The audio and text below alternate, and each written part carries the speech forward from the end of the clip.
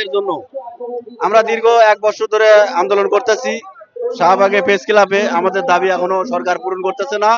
আমরা সেই জন্য আবারও আসছি আমাদের দাবি আদায় করার জন্য রাজপথে।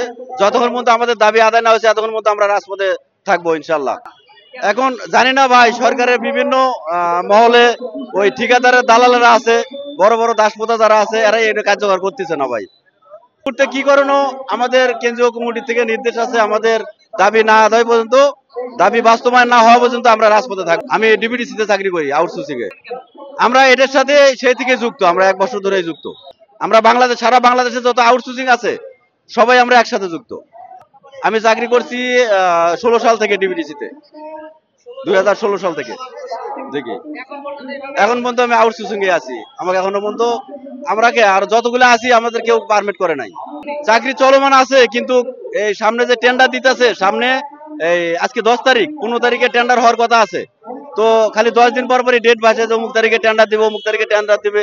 আমরা টেন্ডারের ম্যাচ শেষ হয়ে গেছে, আমরা চলমান প্রায় 4 মাস 5 মাস চলতেছি, মানে আমাদের ইগুলো নাই ওগুলো নাই।